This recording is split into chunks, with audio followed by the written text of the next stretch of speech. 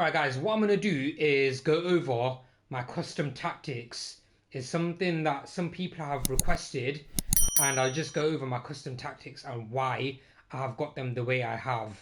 So this is my team. It's important to pay attention to who I've got playing where, and so my tactics will tie in to exactly why I've got them set the way they have, because they're to do with the players. Alright, so custom tactics.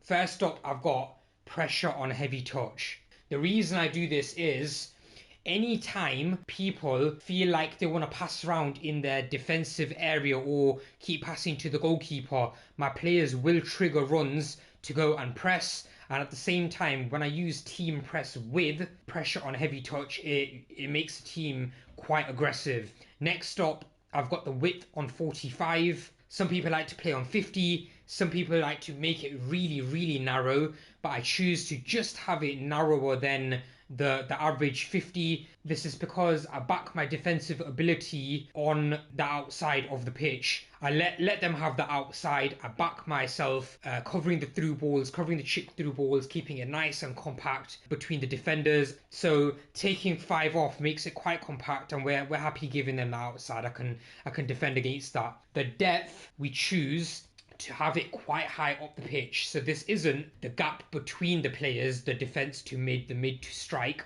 It's just the whole team together shifting up the pitch. The reason I do this again is to do with pressure on heavy touch and a constant pressure and team press that I put on later in the game, just to make sure I'm really aggressive and I can go after the ball. If it's on 50, I feel like the team is too far back and you can allow opposition defenders to pass between them. You'll never get the ball later on in the game if they're holding on to it. So 55 isn't too high, so you're exposed with the chip through balls, but it isn't too deep either. Build up play, I leave it unbalanced. I see some people put it on fast build up. Guys, me personally, I don't recommend it, because if you go for a counter attack, if you really go for it and then you lose the ball, your whole team is high up the pitch. That combined with the depth being really high, you're just leaving yourself exposed. Sometimes you're going to have like one defender defending for you, so I just leave it unbalanced. Slow build up is too slow, and long balls is just completely chip through balls, lofted through balls, that kind of stuff. So I just leave it unbalanced. I'm happy with that, scoring loads of goals. Chance creation, I leave it on direct passing. The reason I do that opposed to leaving a balanced possession or forward runs, again, I don't want to be caught on the counter. I'm happy to wait until I've transitioned the ball by passing around loads into the attack, into deep enemy territory, and then my pacey wingers and my pacey striker will start making runs in behind, and I'll show you the instructions that I give to the individual players that tie in with this, and you'll know why I play this more. But just to summarize, basically what I do is wait till I'm in attacking positions, and then I want my attackers to set off. In terms of width, I'm happy with that on being on 50. I've tested 45, 40, 60, 65, and either it gets too narrow or too expansive. My wingers do part from the striker quite a lot, and I don't want them to be that far from the striker. Players in the box, I think this is average anyway. Don't want to commit too many people in there, especially considering I've got direct passing set and I've got instructions set that get the players sitting behind that we will take a look at. I don't want to increase the amount of players in the box. I want to keep my centre mids or centre defensive mids where they are. And so that's that. Corners, I used to have this up until very recently on 3, but the tactic that people use is they control the goalkeeper with their right stick, clicking it down and dragging him out. And what I found is he almost catches everything. So what's the point of having players committed into the box trying to score from headers when they're not even going to get the ball to their head? So what I do is try and go for the new meta where I've got more players on the outside. I call the player close by tapping my R1 button, or RB if you're playing on Xbox. I call them close and I whip it in. That's more of the meta at the moment, and also making sure that not too many people are committed into my box I'm less susceptible to being caught on the counter. I've got more people back really, so that's a no-brainer. Free kicks. Now, this might be contradictory to what I've got set on corners, but I'm actually pretty good at free kicks. I like to whip the ball in, and you don't see people bringing their goalkeeper out to catch the ball. So I've got people committed quite a lot to this. My fullbacks are quite pacey, and my centre backs are actually quite pacey to get back if I am getting caught on the counter. But the difference to this is you're not just lofting it straight into the box like a corner, you're whipping it in. And I use someone that has really good crossing. Someone like maybe Sané, who is 90 rated for me, is quite good at it. So yeah, if you're good at free kicks, then have this on 4. I wouldn't recommend putting it on 5 because there's no one back and you're going to get caught on the counter 100% if you don't score from it or keep the ball from it. So I have one person back. So that's basically all of the tactics. The formation I play is 4-3-3 as I showed you, and it shows on the right hand side. Now these are really important and it works hand in hand with your tactics. So let's start at the back. So what I do is I have a Neuer set on com for crosses and sweeper keeper. He does have the traits to come out, in real life he was known as the traditional sweeper keeper. He was one of the first to adopt it, apart from going back to the icons that used to do it, fly out from the back.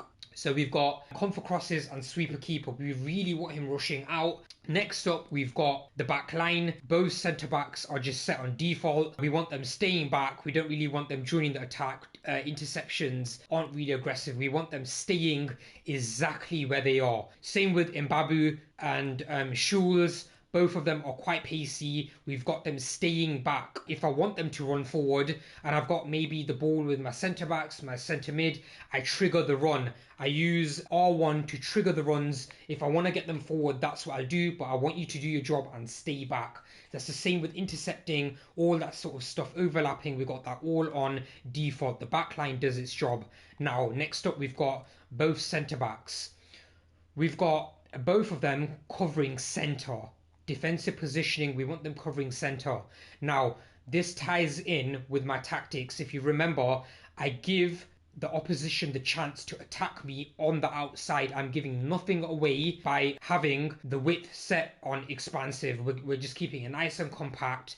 45, nice and narrow. If you want to attack me, if you want to try to score goals, good luck doing that on the outside. But my fullbacks are quite cracked out, so you're not going to have that much of a chance. So that's why we're covering center. The center of the pitch is locked down. You can attack me on the outside. So that's the same with interceptions, by the way. We both got them on normal, nothing fancy for both of them. In Kunku, we've got everything set on default. We're neither telling him to come back and we're neither telling him to get forward. Again, if I want him to get forward, I'm going to trigger the runs. I am quite happy with Nkunku's defensive attributes, his defensive stats. They're not too bad for a cam, and he does come back and defend a decent amount for a cam. Next up, we've got the attacking line, starting with my striker. Now, my striker is not Nomecha or whatever you want to call this guy. I do sub on Openda. Openda is cracked out, and what we get him to do is get in behind. We've got nothing else fancy, no interceptions, no defensive support. We're neither telling him to stay forward, we're going to tell him to get forward by triggering the run. Apart from that, we're doing nothing fancy. Stay in your lane, stay where you're supposed to, get in behind when I tell you, and also get in behind works very well with direct passing. When my cam, my centre mids, my wingers are in attacking positions, they pick up the ball in the final third, that's when this getting behind attacking runs kicks in. That combined with getting direct passing, they're all flooding forward. That's great, and we have no trouble scoring goals. Next up, we've got Diaby and Sané. Both of them are exactly the same in terms of their instructions. Let's just go with Diaby. And what we tell Sané and the left winger to do is get in behind again when I've got into the final third, and when I trigger the runs. We really want them getting in behind, but at the same time, we want them cutting inside. We want, you know, these players have absolutely cracked out finesse shots. It's kind of the meta. Even though FIFA nerfed it, you can still have long range finesse shots going straight into top bins. So we want them cutting inside, getting as close as possible to the goal and getting into chances to score goals. The final thing we've got is support on crosses. Both Sané and the left winger get into the box for crosses. Again, we want the wingers as close as possible to the striker so you can play the driven passes into him, short passes into him, little lofted through balls, little cheeky through balls. We want them as close as possible. Having them far away, you're allowing the defense to, you know, if the defender has a Soul, PK, Varane, Van Dijk, those sort of players, they're just going to cut the ball out, and we want them as close as possible. If I'm in a crossing position with Sané or the left winger, we want not just the cam and the striker in there, we also want the opposite winger to be tucking in. What's the point of having you so far away when you can have three people trying to score a goal, especially if you get back post crosses in? So basically, guys, that was a little rundown of my tactics and my instructions and my formation and who I have playing on the pitch. It's been widely requested, so I hope you enjoyed that. I hope that's giving you some sort of insight into attacking and defending on FIFA. Now, guys, I'm not saying that this is completely the meta and the way you should play. This is what suits me on a 4-3-3 attack formation. I have no trouble defending, unless of course coming up against 4 icons, cracked out teams. So guys, if you like the tactics and the stuff that I've gone over, if you like the video, please go ahead and drop a like on the video. It kind of shows me that you like these sort of instruction based videos, demonstrations sort of thing. And also, guys, don't forget to drop a sub on the YouTube channel. That goes a long way. Recently I've been increasing my number of subs massively, and any support on there is much appreciated. Thank you very much for that. If you are new to my Twitch, please also drop a follow on my Twitch. We'll catch you in the next video. Take care of yourself. Peace out.